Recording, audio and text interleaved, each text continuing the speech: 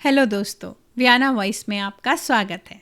आज है नवरात्रि का 9वां दिन और आज की कहानी है सिद्धि और पूर्णता की।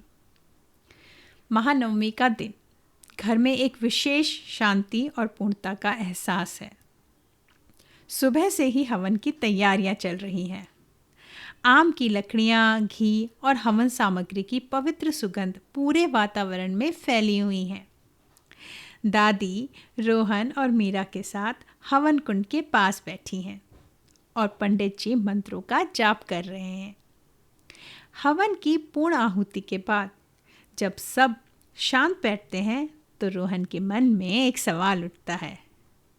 दादी, हमने 9 दिन तक इतनी पूजा और व्रत किए, आज ये हवन भी हो गया।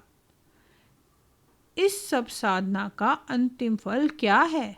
हमें इससे क्या मिलता है? मीरा मासूमियत से, क्या हमें कोई जादुई शक्ति मिलती है दादी?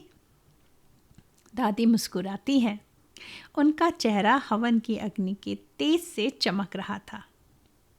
तुम दोनों ने बिल्कुल सही सवाल पूछा है और आज का दिन और आज की देवी इसी सवाल का जवाब है। आज 9वीं और अंतिम देवी है, माँ सिद्धिदात्री। जैसा कि नाम से ही पता चलता है, सिद्धि का अर्थ है अलौकिक शक्ति या पूर्णता और दात्री का अर्थ है देने वाली। वह सभी प्रकार की सिद्धियों को देने वाली देवी है। दादी ने कहानी को एक पुराने गहरे रहस्य से जोड़ते हुए कहा। पुराणों में 8 महासिद्धियों का वर्णन है। ये ऐसी शक्तियां हैं जिनसे इंसान अणु जितना छोटा या पर्वत जितना विशाल हो सकता है, मन की गति से कहीं भी जा सकता है और हर चीज़ को नियंत्रित कर सकता है।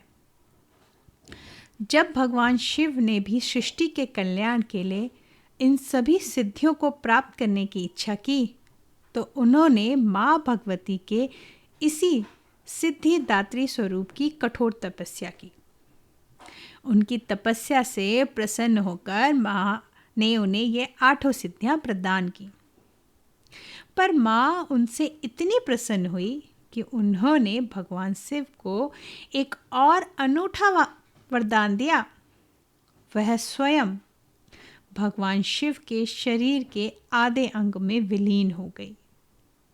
तभी से भगवान शिव को अर्धनारीश्वर कहा जाने लगा। यह दिखाता है कि इस ब्रह्मांड में शिव और शक्ति एक दूसरे के बिना अधूरे हैं। शक्ति के बिना शिव भी शव के समान है। रोहन, वाह, मतलब भगवान शिव को भी शक्ति माँ से मिली। दादी, हाँ बेटा, यही तो परम सत्य है। और अब समय है आज के दादी के ज्ञान पिटारे का। माँ सिद्धिदात्री कमल के पुष्प पर विराजमान है। कमल कीचड़ में खिलकर भी उससे अछूता और पवित्र रहता है। यह हमें सिखाता है कि हमें इस दुनिया में रहते हुए इसकी बुराइयों और मोह माया से ऊपर उठकर एक पवित्र और सार्थक जीवन जीना चाहिए। उनके 4 हाथों में चक्र, गदा, शंख और कमल है। चक्र हमें निरंतर अपने धर्म और कर्म के पथ पर चलने की प्रेरणा देता है। गदा हमें अधर्म से लड़ने की शक्ति देता है। शंख हमारे जीवन में शुभता और शांति का आह्वान करता है और कमल हमें पवित्रता और ज्ञान प्रदान करता है। ज्योतिष में माँ सिद्धिदात्री केतु ग्रह को नियंत्रित करती हैं। केतु एक आध्यात्मिक ग्रह है जो हमें भौतिक संसार से वैराग्य और मोक्ष की ओर ले जाता है। माँ की पूजा करने से केतु के बुरे प्रभाव समाप्त होते हैं और व्यक्ति को ज्ञान और मोक्ष की प्राप्ति होती है। दादी ने हवन की राख से दोनों बच्चों के माथे पर एक छोटा सा टीका लगाते हुए कहा, बच्चों, असली सिद्धि हवा में उड़ना या गायब हो जाना नहीं। असली सिद्धि है धैर्य रखना, क्षमा करना, मन को शांत रखना और सबके प्रति दया का भाव रखना। इन 9 दिनों में हमने माँ के 9 रूपों से यही 9 गुण सीखे हैं। जब ये गुण हमारे अंदर आ जाते हैं तो हम अपने जीवन की हर परीक्षा में सफल हो जाते हैं। और यही नवरात्रि की पूजा का सबसे बड़ा वरदान और सबसे बड़ी सिद्धि है।